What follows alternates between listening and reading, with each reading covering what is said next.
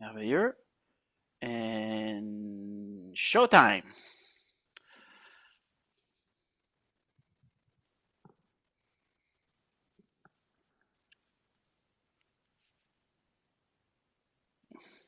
Mr. Filson, Good morning, good afternoon, wherever people are. Shah, good to see you.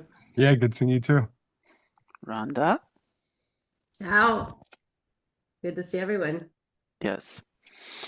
So we are recording for your information. We are translating for your information.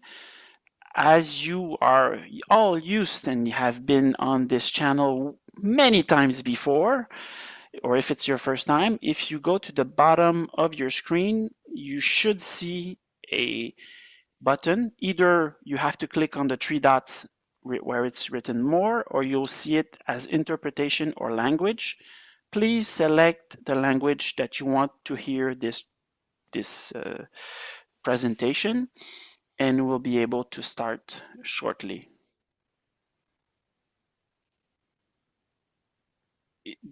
Is everybody okay with that? Yes? Any issues? You can write to me in the chat and I will try to help you out. If not, we can start. I can do the presentation and introduce our presenter, or Rhonda, I don't know if you want to do it since you're here. I'll leave the floor to you, Merci, thank you. So Shah is based out of LA and he's an engineer, and surprisingly, he's an engineer who likes conservation and ecology. So those are rare ones who saw the light. Sorry, I see he's smiling, so that's good. He's specialized in environmental sensing, in tropical and oceans as well. He works, I can't read in UCLA, in Cameroon, in Virginia, and he'll talk about Field Kits, his company that he founded, which is a nonprofit. So thank you, Shah, for presenting to us. Thank you. I'm happy to be here. Hi everyone. Thanks for the invite to come and talk about these tools. It was great meeting some of you at the meeting at Rumble. That was probably one of the best conferences I've been to, so I really enjoyed myself there. So this talk, I'll talk a little bit about sort of the work that I do, and tell you about Field Kit, and then project that I did with UCLA and Cameroon, and then we'll talk about different technologies and sort of some of the benefits and where the sort of the field is at the moment. So my goal is kind of give you an idea of what folks are working on, what's available, and how you can kind of think about these tools for your stations. So I work in this area that people call conservation technology. And what it really is like this sort of intersection of new technology. So you could kind of think of this as like basically everything that was fueled from smartphones being available. And then how you could use those new technologies to design new tools that think about field scientists, ecologists, conservationists as sort of like the core user of these tools. Traditionally, a lot of times, as scientists, you'd have to use sort of what was out there and other people designed for other applications. And so a great example of this is early drone use, used a lot of sort of military technologies and hand-me-downs. And the problem with that is it makes tools that are expensive and hard to use and hard to maintain, and it causes a bunch of issues around that. And so, conservation technology is really focused at thinking about this in a different sort of way. So I've been working in this field for about 15 years. I've been a fellow at the National Geographic Society and UW-Madison, the New England Aquarium, a bunch of different places, helping them think through how technology fits into the work that they do. And so, yeah, I'll talk a little bit about that and then how we got here. So I was doing a bunch of research in conservation technology. That ended up me starting a nonprofit, another nonprofit previous to the one that I work in now, called Conservify. And it was really set up as like this tech development lab that would develop open source technologies. And so when I say open source, if there's anyone who doesn't understand what that means when you design the technology, all the designs, the code, how to build it, all that information, then like once you figure it all out, gets published online for anybody to replicate. And so that's different than sort of traditional methods where you try patent pieces of your technology or trade secrets to try and make a bunch of money off of it. As a nonprofit, both Conservify and FieldKit thinks about this problem differently in that like a lot of the tools that we use today are not accessible, they're hard to use, they're too expensive, and maybe by open sourcing them, we can change that paradigm. And so spent a lot of years working with a lot of the organizations that are on the bottom of this slide here, developing projects and technologies in about 50 countries. So I've done this about 50 countries over the last 15 years. But now I run an organization called FieldKit. We're based in LA. And what we're focusing on, because a lot of that effort in Conservify was around building like more accessible environmental sensors. That was something that folks were always looking for. And so FieldKit is sort of this product that was born out of it. Can we make environmental sensors and data loggers something that's easy to be used by anybody and is more affordable and connects into existing systems and all these sorts of things that we tried doing. So basically our mission at FieldKit as a nonprofit organization is make environmental monitoring tools easier and accessible for anybody who wants to use them. And so we do that in two main ways. One is I have a team of engineers that work for me and designers, software engineers, and we build a product around it. So we build hardware, we build software, and that product, everything we develop, we then open source for folks to use. And then we do capacity building work. And so this is a lot of the stuff that we do in the Amazon and other places where we work with NGOs and government organizations and universities and stuff to help them think through what's the best way to deploy these technologies. How do you have to think about maintenance? Like what do you do with the data? What data, like what are your questions and how does that data help that and all that sort of stuff. And so we have big programs in say like the Amazon rainforest where we're helping a bunch of folks think through that on a broader scale. So what FieldKit is from a product perspective is we build three things. We build hardware, so data loggers, different sensor modules measuring different things, an app that interfaces with them, and then data visualization website. So the hardware is made to be super modular, so you could kind of mix and match the sensors that you want in a way that traditional systems you can't do. And we really try and build it in a way that is both scientifically relevant and gives good data so that we can put it up against what's commercially available, but at the same time is built cheaper so that you get that lower cost can be passed on to folks who want to use it. We do it terrestrially, and then we also do underwater. So a couple of years ago, we worked with Smithsonian Tropical Research Institute, Panama, to take like a lot of the work we were doing terrestrially and design underwater equivalent systems. And so that's something we've been focused on a lot. And I don't know how many of you have used scientific tools out in the field, but a lot of times they're not very user-friendly. And so one of the things we think a lot about is that interface between people and those tools and like how you can make an app that feels familiar and allows you to do things like calibrate and change settings of your sensors and download data and all this stuff. And then also like a website to let you visualize the data. Now, since it's all open source and it's all super modular, people can use different pieces of these if they want. And the app and the website are totally free to use. And so, for example, the city of New York does all their flood monitoring on FieldKit. They're mostly using the data visualization side of it. They have some of our sensors, but they also mostly use their own sensors, and we create the mechanisms to allow them to do that. And then since another thing as being an open source organization is we open source everything. So as we develop, how to calibrate these stations, training stuff, the business plan for my organization, all that stuff again gets open source so other folks can copy it and replicate it if they want. So we spend a lot of time around that documentation and knowledge management. And then the capacity building stuff, if you hear me say the word field school, that's what we call field schools. So traditionally, this means going into an area that wants to do environmental sensing, bringing in all the different stakeholders. So this could be like parks department, small NGOs, universities, like whoever's in these areas that want to do the monitoring, and then go through like, how do you monitor? Where do you want to put these things? How do you maintain them? And what does it all mean for the work that you want to do? So just for an example of something that we've done recently, and actually this is a very relevant example because this was work we were doing with UCLA at the Congo Basin Institute in Cameroon. And I've been working with Virginia since 2018, so I've known her for quite some time. She's actually who introduced me to the Organization of Biological Field Stations and told me I have to come to the conference. So like the whole reason that I'm giving this talk is Virginia and the work that we did at CBI. But CBI is really, it's a fantastic facility. It's in the middle of the Jaw Faunal Reserve in kind of southern central Cameroon. And it's quite an inaccessible place for, getting data and bringing data back. There is an internet at the research station, but we were thinking about what can we build out in this area that allows researchers to bring their data back more easily.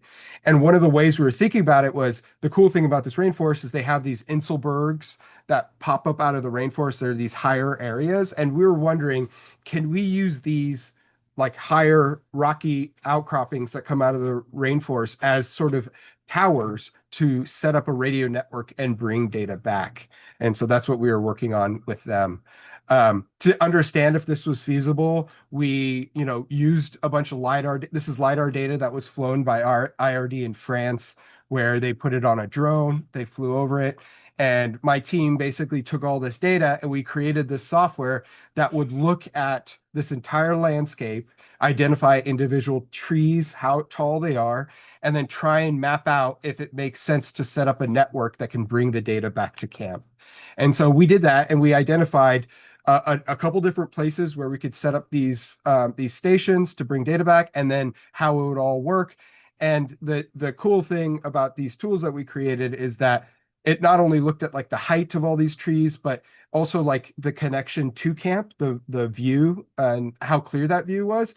So it actually gave us, once we went out into the field, we had a plan of specific trees to look at as we're thinking through like how this instrumentation can live on these trees and provide this data coming back. And then the idea is that you'd have trees at both sides talking to each other and gathering data from things like sensors and animal tags and all sorts of tools that different researchers from all over the world would need. So since this was like creating a radio network, we used kind of common networking equipment that you could buy off of places like Amazon. It was very accessible. And then went through a couple iterations of putting these things up in the trees and connecting them through and seeing if this stuff works. These are pictures from July. We have a system that is incredibly reliable and it's great at bringing data back. But on top of that, what we did was we sort of trained a lot of the folks in the local areas around like, how do you do scientific tree climbing? We ran, like, this is a picture on the right is some programs we ran for kids to sort of learn about what we were doing. But the folks that do the maintenance on these systems actually come from the nearby villages and they've gone through enough training and work that they can actually go up there and do a lot of this work themselves. And that's with the idea that, like, as we put more sensors out, there's field kit sensors out there. There's a bunch of sensors that were just mailed to the field station to measure things like soil moisture and, tree growth and all this sort of stuff. And then on top of that, you can tag. They have a project there where they're tagging hornbills, and hornbills spend a lot of time above the canopy.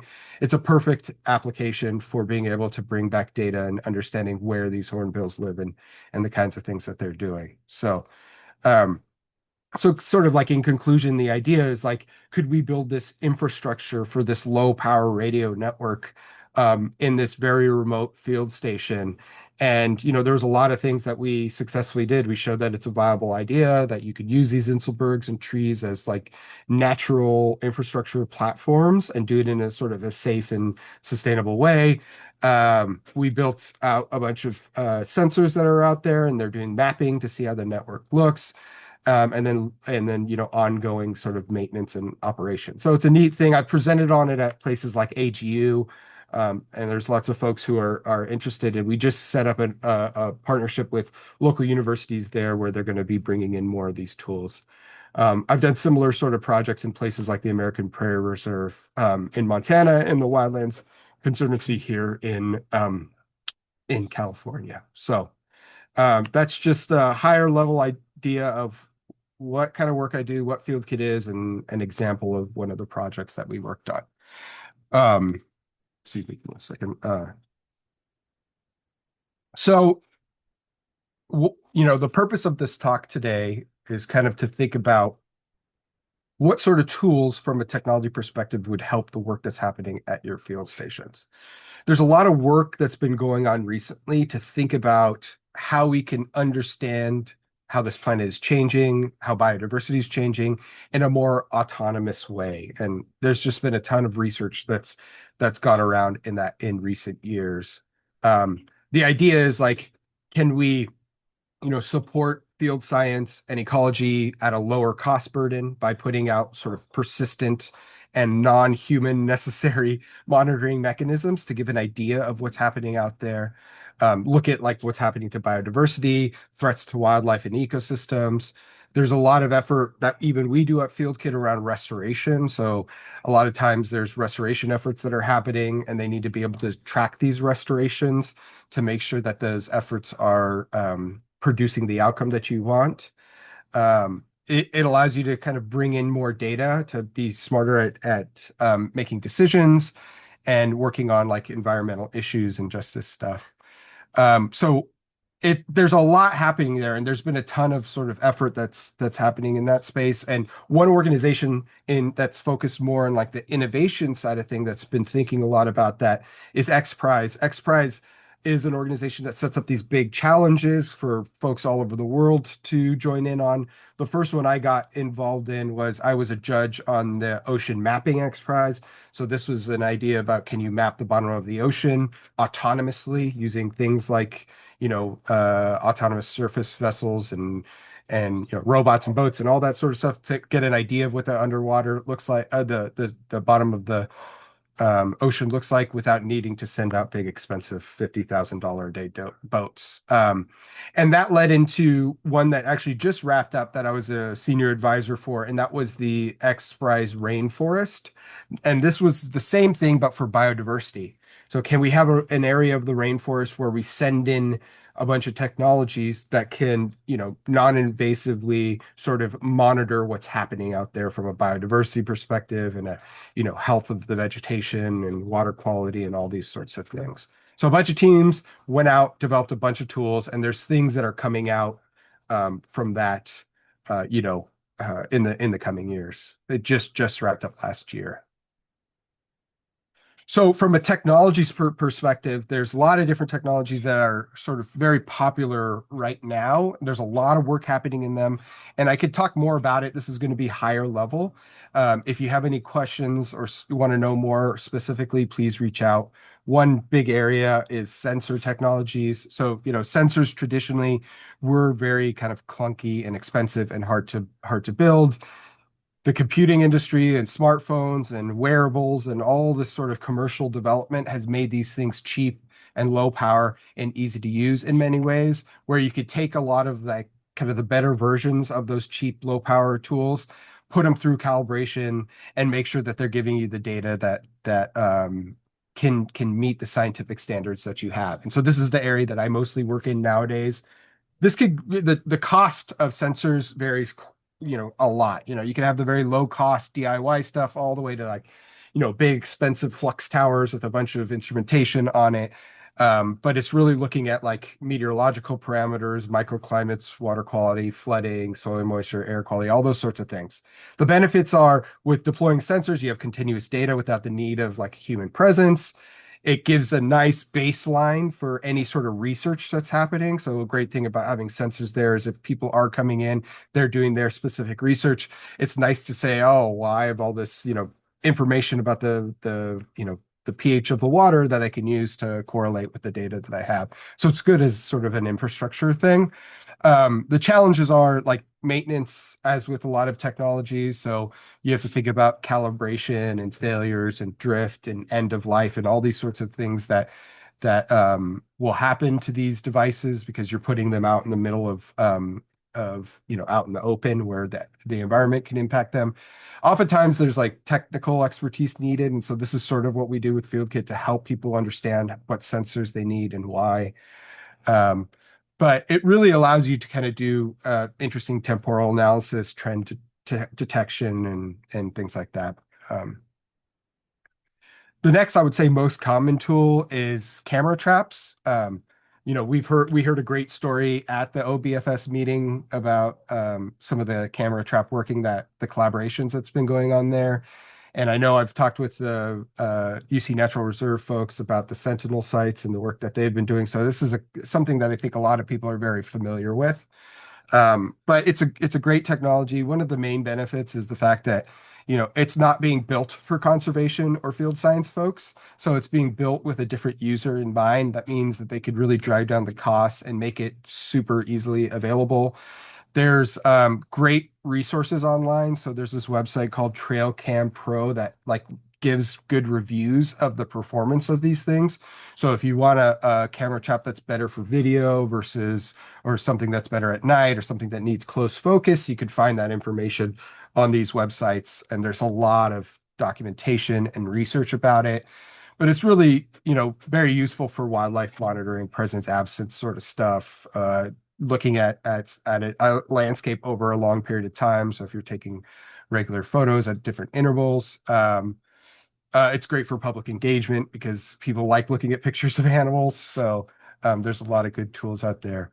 And it's low cost, non-invasive, high engagement value. The challenge is, and one of them is actually becoming less of a challenge, is the image processing bottleneck. So traditionally, this was something that was given to grad students to dig through, or interns, but now there's tools around it. Again, like with data storage, theft, privacy, there's definitely sort of ethical concerns around camera traps and taking pictures of people. There's been a lot of great research about that, but it's a fantastic tool. And in the area of cameras, there's also different, other than just visible light, there's, things like LiDAR and thermal and hyperspectral. A lot of the stuff traditionally was done from satellites and aerial, but these tools have gotten small enough that you could put them on drones, or even handhold them to gather some additional data about vegetation health and other things that might be important to folks who work in your stations. Another area where there's been a ton of work that's benefit from low cost stuff is acoustics. So, applications here are bird, insect, bat surveys, soundscape ecology. They can identify human activity in places like, motorcycles or gunshots or chainsaws and things like that. If you're thinking about like, human impact in these spaces. The great thing is they detect things that are not easy to see. They work well in the dark. There's a lot of affordable solutions. And so there's a project that came out of the UK, out of the university system, where they're thinking about sound recorders, but making them very low cost. They created this thing called Audio Moth, and they have an underwater version called Hydromoth. They're great. You could buy them for like I think $49. It's just a board with 3 AA's on the back of it. And there's been a lot of research showing like, the performance of Audio Moth versus like the big expensive $5,000 sound recorders and sort of like what you can get out of them. The nice thing about low cost sensors and low cost acoustics and all this sort of stuff is it really changes the sort of deployments you can do. Instead of just putting one in one place, you could put a bunch out across the landscape and really ask different types of questions or get a nice baseline across an area. Challenges with acoustics is, large quantities of data, similar issues with data processing. Traditionally, the software for these tools is very hard to use, and kind of clunky. But I think this area is getting better, better every day. One of the areas in this space where I would say the most work is happening right now is in AI and machine learning. It's it's been fantastic, and I'll talk a little bit more about it on the next slide. But again, it's also sort of sucking up a lot of the funding and air in the room, because people expect that these tools are going to do everything for them, and there's actually a lot of limitations. And so both the last two things that I talked about, visual camera data and also acoustic data is really great for this. Actually, a lot of the acoustic data is treated in the same pipelines as the camera data because they just make those like spectrographs and then input that stuff into sort of pattern recognition and stuff like that. But there's a ton of work that's happening in this space right now. So some of the interesting applications that can come out of this, there are the biggest amount of work is happening in these sort of large scale data analysis platforms. And so, for cameras, it's things like Mega Detector. Detector was something that was driven by Microsoft, which is really taking like a lot of iNaturalist data and other data and trying to be able to build these models that can identify and individual animal species. And those tools have fed into more user-facing tools like Wildlife Insights and Wildbook. So Wildlife Insights is really looking at like if you have a large data set of camera trap images, can you upload it and use the tools that they built to identify what's in there and categorize and all that sort of stuff. Wildbook is looking at it slightly differently. They're looking at can you put a bunch of this information in and can you identify individual animals? So not an individual species. That's like looking at like the stripes on a zebra or the spots on a giraffe or things like that. Also like the facial structure of gorillas, lots of really interesting sort of work. And it has like, you can nice implications in terms of understanding like the population in an area. And then you have Arbamon, which is the same thing, but for, the acoustic side of things. A lot of great acoustic work is coming out of Cornell and they're what used to be the ornithology lab there. Now it's called something else. Lisa K. Yang something or other. I don't know exactly, but there's other AI tools. So some folks in the conservation space are using it for predictive modeling so that they can sort of do decision making and resource allocation if they're thinking they're sending out folks into the field to do sort of work, like how do they plan these trips and these patrols. Generative AI is being used for large data sets. Again, this is like maybe the sketchiest part of AI, I would say, because it it tends to kind of make assumptions about things in ways that you might not want it to do. Game theory, conservation planning. One interesting area where AI is being used is what's called edge computing. And this is the idea is that you could have a device that could do some of that AI processing in the field on the edge. Like that's what it's meant. So for example, you can have a sensor that's gathering a bunch of data, but you really only care if like when the data goes above a certain threshold or meets certain parameters. You could build in these models that live on the device that basically will throw away or reduce the amount of data that doesn't meet those thresholds, or like identify if it's camera trap, if it's taking a picture of say a gorilla versus just a piece of grass that's blowing in the wind, and sort of give you insight around that. There's a lot of interesting stuff happening in that space. Challenges with AI, is one is like the bias and the accuracy part of it. These models are entirely dependent on the training data that's being used for them. So you can't just take a model that was trained on data in North America and use it in sub-Saharan Africa. It's just not going to work the same. The animals are different, the trees are different, and you really need to have like a large data set to be able to do that. And so this is kind of the problem that Mega Detector is trying to solve. They're trying to do it, like build a foundational model that kind of goes beyond a lot of this sort of stuff. But this is also the reason why, like, if you use the app Merlin, it doesn't work well in certain parts of the world because there's just not a lot of data about the birds in that area. So that's a big thing. The second challenge is really around transparency and being able to explain these models. A lot of times they tend to be like these black boxes, and for you to be able to do good science and prove that what you're collecting is correct, like you have to be able to interpret and see inside of these systems, and that's a problem. AI has huge problems around data privacy and sharing. I mean, a lot of these models are built on data that wasn't necessarily given to the organizations that are building these models. It was sort of scraped off the internet and stuff, and there's ethical issues around that. And misuse of the data is an issue, particularly if you're thinking about like, animal related data. People can use that to do poaching and other bad sort of stuff. And the biggest kind of concern that you hear about AI is there's environmental costs. The resources for the computation, the power, the water use, carbon emissions, all this sort of stuff is important to think about. I think I have a friend that specializes in this area specifically, and some of the stuff that you hear is overinflated. Some of it isn't. The problem is that the whole industry is just moving this way anyways. So there's not a lot you could do about it. I think we've seen this with like the data centers and all this sort of AI stuff that you hear about, Elon Musk and Meta and all these companies doing. It's like it's pushing towards that pretty aggressively. And there might be a bit of a bust around that. So um another area where there's a lot of potential is drones. This is slightly different in that you need a person typically to operate it. They do build platforms that take drones and fly them autonomously.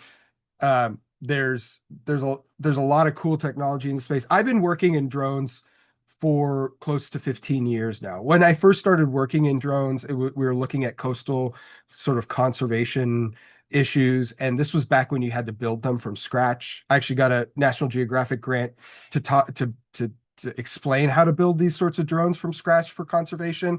And the technology moved so fast that by the end of the grant, the conclusion was just go out and buy it because these tools are better than you could build. So there's been a huge amount of research around like, wildlife monitoring, landscape change, 3D modeling, all this stuff that's come out of drone work. It's great because it gives you access to difficult reach places. It's very easy to get very capable tools. It's been proven in research and industry. And there's a lot of different sort of sensors and payloads you could put on these systems that allow you to do a lot of different interesting stuff. Challenges are, there's a learning curve associated with flying these things. You always need a person in the loop pretty much to make sure that they're doing what you need to do.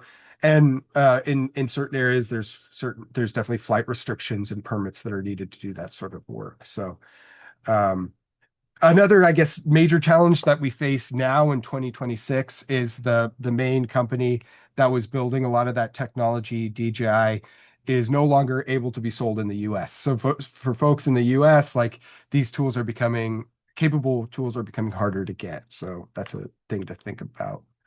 Um, the one of the cool things you could do from drones is photogrammetry. So you fly these things over an area, it takes a bunch of pictures, and you could pull a 3D model very easily from that. This is a model I made in the Republic of Congo long time ago. Nowadays, the tools are basically turnkey. Photogrammetry has a lot of other interesting sort of ideas. You don't have to use drones for it. You could use regular cameras or even smartphones. I had a project a few years ago where I was working with the Smithsonian in DC. They were trying to understand marine mammal strandings in countries in which it's very difficult to bring biological data out of those countries. And so we built a tool that allows you to do photogrammetry of those marine mammal strandings. And then that data gets sent to a scientist that can sort of like look at the animal, determine the cause of death and things like that. As I said with the LiDAR example in Cameroon, it's great for running other models like tree detection or landscape change. This one on the screen right here was we were doing tree detection. We were trying to find a specific species of tree in the landscape. Another huge area of a lot of work is in, animal movement studies, animal tags and tracking. So this, the applications here is really understanding migration and movement and sort of the behavior of the animal. That helps you understand home range and connectivity and a bunch of other things. These tools traditionally are pretty expensive. There was just a handful of companies that made it, like Cellular Tracking Technologies or Low Tech, but this is changing. There are counterparts much like me in the animal tag space that are also looking at open source, more accessible versions of these tools, and they're using them in different parts of the world. One of the main challenges with doing this sort of work, obviously, is you're dealing with a living animal, so permits and expertise are needed. But you no longer have to rely on these technologies to send data back via satellite. They have tags that work on cellular networks. They have tags that work in, so like the tag for the Cameroon project I was talking about earlier, that would be a LoRaWAN tag. So LoRaWAN, I'll talk a little bit more about that in a couple of slides, but is a technology that's low power and available that allows you to kind of send messages as often as you want in some of these areas. So a great example of a tracking network is the Modus project. So Modus is a fantastic collaboration. There's, I think, getting close to 2,000 receivers across 34 countries. There's a bunch of ones that are available and pretty low effort to put out to track things that other people have tagged. So, birds, bats, insects, things like that automatically. You could actually go to the Modus website. This is a screenshot from the website and see if there's any stations in your area. And it's relatively easy to put up a station. So you could host a Modus receiver and contribute to these landscape scale research studies without directly tagging anything and become a part of that network. Really, all you need is power and internet. There's a couple companies that sell receivers, low tech cellular tracking technologies. There's one called Sensor Gnome, and really what that is, you basically connect it to your internet and you plug it in, and then you attach some antennas, and it could track in these different radio frequency ranges of things that pass through. Another area that is kind of more, I would say, in the middle of innovation front is eDNA. This could potentially, there's a bunch of people who are working on sort of deployable, easy to use tools around eDNA, especially like the barcoding side of things, but it's still very much like a research grade technology. The idea behind this is you could take a sample of water or air, and it could find fragments of DNA in those samples, and those fragments can help identify what the species are. And there's a bunch of research going on because that basically is looking at species presence absence. But like there's a lot of research that's saying, okay, if you find this much DNA in this, and like that the winds are blowing in this direction, then can you try and figure out how much of that species is in that area? So it's really exciting. There's a lot of effort going into it right now, but still sort of needs a fair amount of work. Um, uh, Another area is sort of exactly the project that I talked about it with UCLA, and this is how do you set up networks to gather research data. The real benefit behind this is like you could bring back data from these systems without needing someone to hike out to it and swap SD cards or do things like that. There's a lot of different technologies available. One of the huge benefits is this technology is used commercially and industrially. So, you could go on Amazon or whatever and buy, very reliable equipment, and it's relatively cheap. There's a bunch of different systems available that do this sort of stuff. So the one that we deployed in Bois-Mire was called LoRaWAN. That's like a low power wide area network technology. There's competing versions. So there's a European version called Sigfox. There's other low power radio networks. We're actually a lot of this stuff has come out of if you've ever heard of the Internet of Things or smart cities work that's been happening. So the idea is like you can bring up back all this data to understand how your home or your city, how things are going in your home or city. And like we could leverage that technology and use it in field research and ecology and conservation purposes. So it's awesome. There's a lot you could do there. And if you're curious about any of that, I'm happy to answer any questions and help. I know this is probably an area where a lot of a lot of you folks are very familiar, but there's a lot of opportunities for tools around community science to be able to do and citizen science to do that sort of work, things like iNaturalist and eBird and Merlin and running things like BioBlitzes and stuff.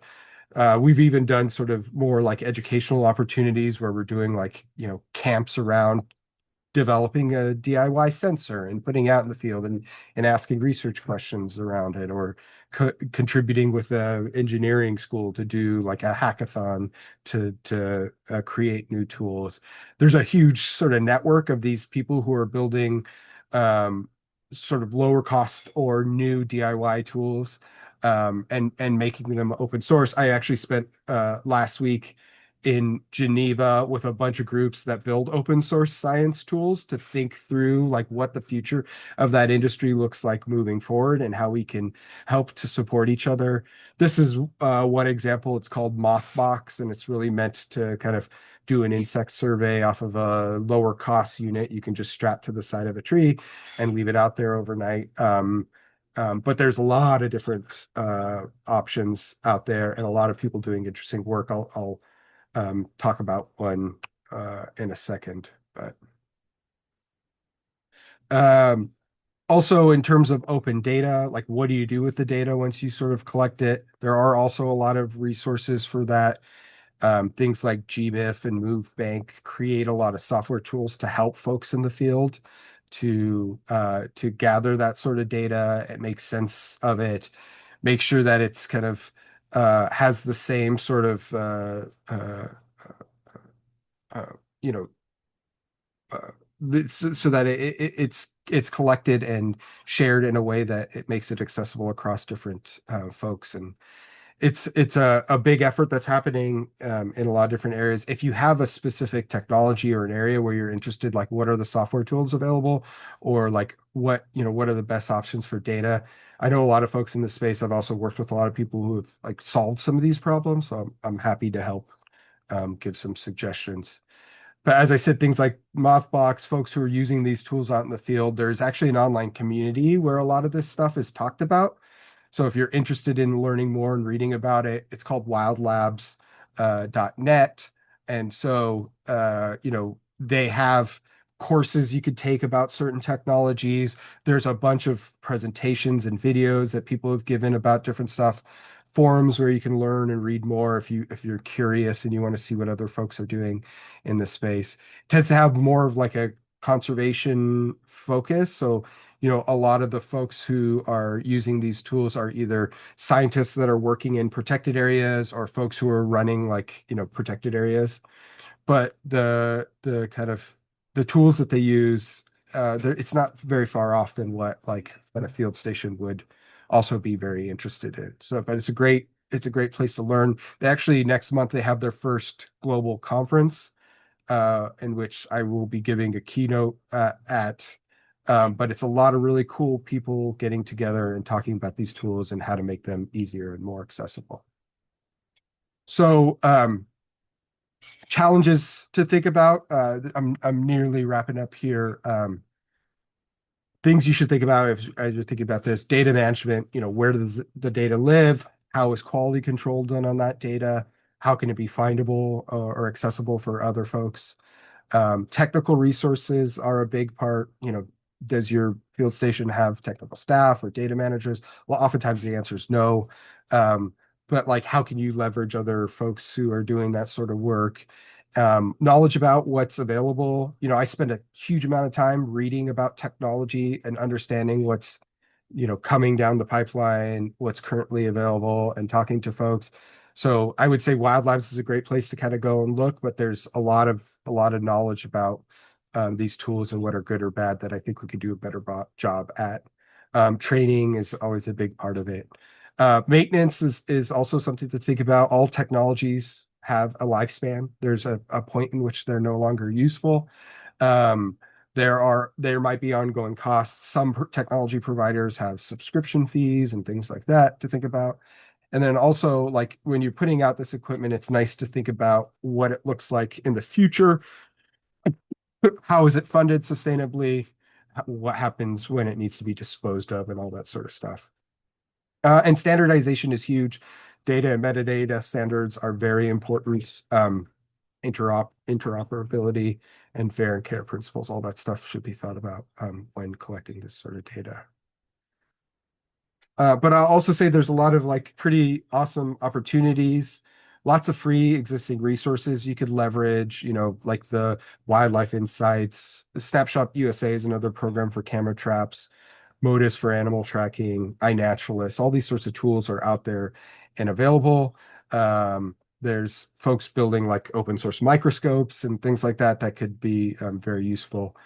And from what I've understood, I haven't been around this community for very long, but it feels like a very strong and vibrant community, and that the opportunity for collaboration and sharing protocols feels like very possible within OBFS. And this also sounds like something that is fundable from like philanthropic funding. So I think there's a ton of opportunities there. So lots of resources. Please reach out if you're interested. I'd be happy to sort of talk. I will also say that, I'm right now actively working on a new grant with the Gordon and Betty Moore Foundation around how FieldKit can better work with field stations, just because I think there's a lot of opportunity there. So there could be some interesting funding opportunities around the corner. We're looking at trying to get it through, in the April-May timeframe. So more information coming soon. And everything that FieldKit does, as I said before, is open source. So if we create anything, it's out there and available to benefit, any folks who might need it. So that's it. Thank you so much, Shah. And yes, give please a virtual round of applause. Maybe to start, what I would encourage you is to maybe put your contact information in the chat so that Sure. everybody can get it. And I think it's time for questions. So you can so you have his email address there. So don't hesitate to copy paste and reach out. So please raise your hand virtually or take the mic for Shah. Rhonda? I do have a question. So we tried to use water loggers years ago at our field station in Mexico, and some locals thought they were dangerous and made off with them. I'll leave the longer story aside. So we didn't put new ones in. We would love to get better measurements of water temperature, different times of year. So you had mentioned kind of early on, and I was also intrigued. What was it? It was like the moth thing. There was that hydra or aqua moth.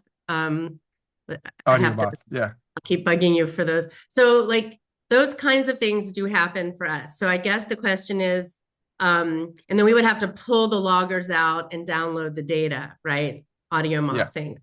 Oh no, well, it's not audio moth though. It was the one that goes underwater. Hydra moth. Was that Hydra it? moth. Yeah, that's our underwater version. Yeah. So for most of our research, we're still underwater and looking at those options. So it looks like the technology though has changed a lot. So, I mean, in terms of finding these new tools, I mean, I'm happy to email you.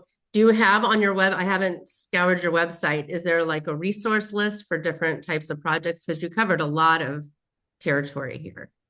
Yeah, I would say the resource list, you're better off going to Wild Labs to search for it. They do have a sort of an inventory of available tools out there that they had put together that's available on their website. So you can see, you could search by, acoustics, and they'll show you all the acoustic tools. Now, I will say that those are not all turnkey ready to use. Some of them are like research projects out of universities. Some of them are products. Some of them are open source. Some of them are not. So there's like a big sort of variance in terms of the quality of the tools and what they're used for.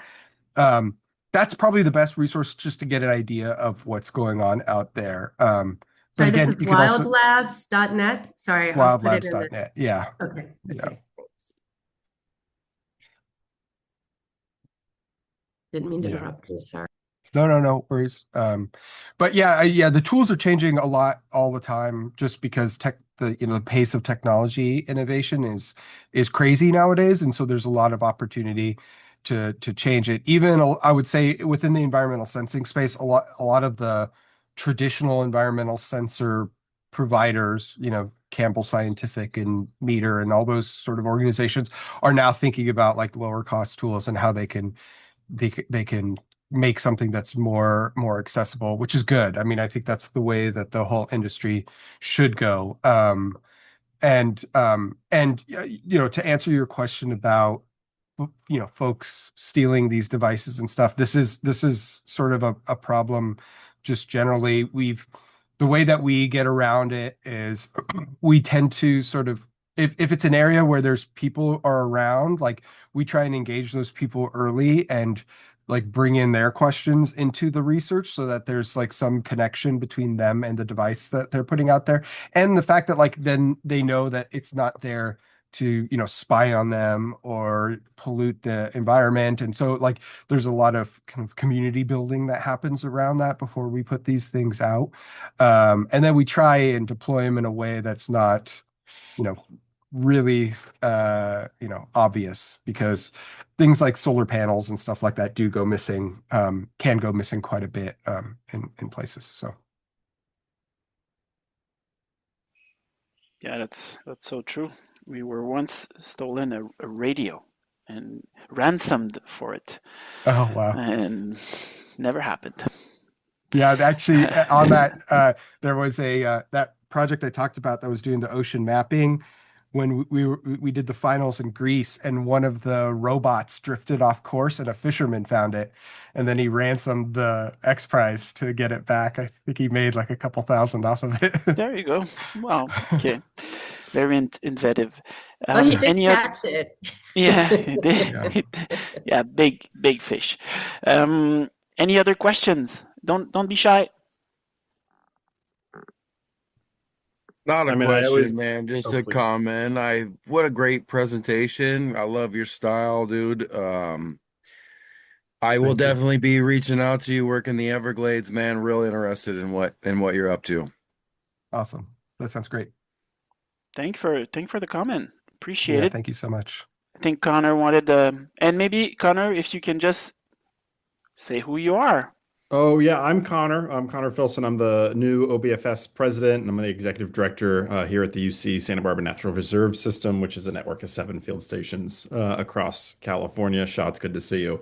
I'll answer my first question because I've asked you it 1,000 times about the maintenance, and kind of can't stress how easy it is to maintain and fix this equipment that Shah has with FieldKit, compared to when you build stuff on your own, or kind of the stuff we have at a lot of our field stations right now. And so I think that's like one of the biggest perks to me is once you install it, it operates really well and it's super easy to fix, unlike Yeah. many other sensors and weather stations, field stations have used historically. But Shaw, one question I'm curious about is like how the data from your systems can uh, upload to existing infrastructure like Dryad, where field stations might already be uploading to, researchers are used to going, and how does this plug Yeah. and play with any of that?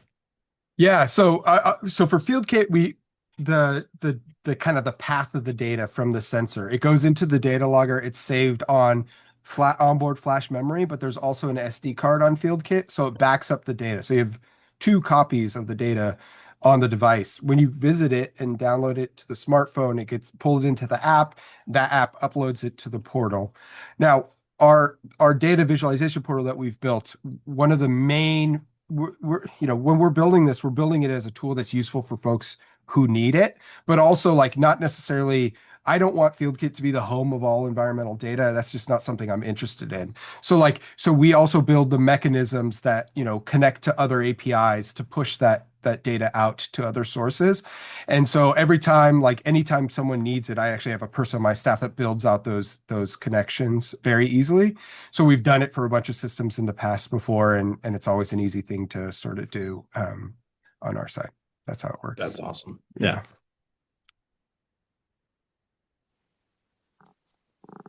Fantastic. We have a few minutes for more questions.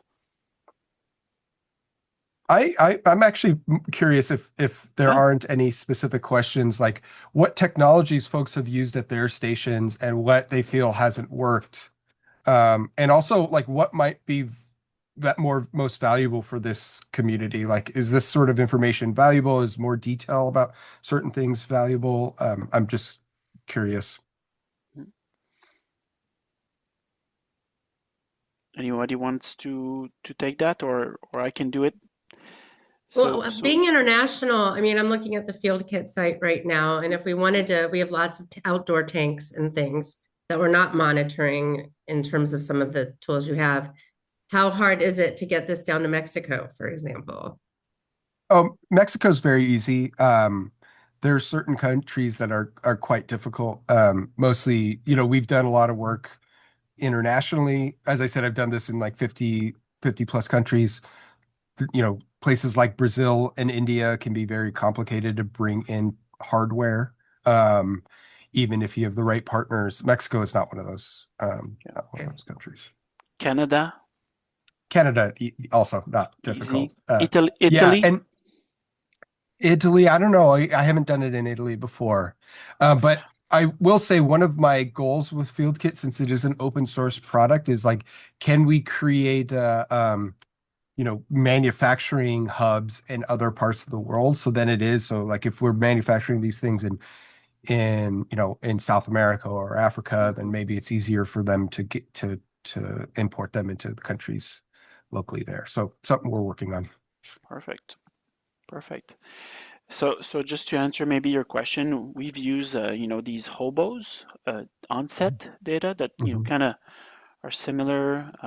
They break. The winters are harsh, leaving them outside. But I think it's the cost that is mostly prohibitive, I'd Mhm. say, and then the training also. I think and you're right in your presentation. You said data managers and field technicians, or I don't know how you said it, Yeah. but kind of people who know and appreciate the art and the joy of troubleshooting these things, right? Because connecting sometimes is issues is a challenge, and having these how-to guys, easy how-to guys. That's really a godsend when companies just gonna provide them. That helps Yeah. because Yeah. One of a manual like this is gonna, yes, complete, Yeah. but Most people don't read no, them. no. Yeah, no, we've been thinking a lot about that in this when I in the opportunity slide when I was talking about what I've been talking to the Moore Foundation about, it is how maybe some of the stuff we're doing could help lessen that burden. Mhm. And so we are thinking about field schools. We're thinking about ways where a lot of that documentation can be online, free to access, e-learning sort of stuff. And then also like what are the mechanisms for like deployment and maintenance and calibration and those sorts of things that maybe can be maybe there's other ways to solve that problem. So Yeah, there's a lot of thoughts and ideas around that, and I'm hoping that that's what like maybe that funding can help us think through and develop. perfect. Thank you so much, Shah. I think I know you did a fantastic job, Rhonda. I know you set all this up, so thank you, Rhonda, for setting this up. Maybe a final word from you. Oh, thanks everyone for coming. We're so glad, Shaw, that you could be here and that you're making yourself available to our membership and the viewers. This will be posted on YouTube, both in Spanish and in English. So it will be there for perpetuity. So you can go back, and if you didn't catch something Shaw said, you can go back and review it at the YouTube site. The next virtual cafe is going to be on April 15th. So I'm going to do a quick plug on that, and we'll be focusing on the camera trap project. Uh, So there's one in March, if I'm not mistaken, March 25th oh, first, and sorry. then April. We're booked Who's March solid. 25th? David Brett, Davide is going to tell us March 25th. yes, Brett from the Rumble will talk about his systems to support guest registrations, researchers, also all of his online tools on training and all of these policies that are necessary and useful to manage and support researchers at field stations in so many different ways. And also, never forget to subscribe to our Instagram and our Facebook page and follow us on the listserv as well. Thank you, Because there Shah. are other events happening. Yep. There is another one February 25th that we'll be posting soon about climate research. Exact. So lots going on. For sure. And there's a website this week at obfs.org that you can get more information on events. All right. Okay. Yeah. Take care, everybody. Thank you so much. Stay safe. Thanks Bye. so much. Bye.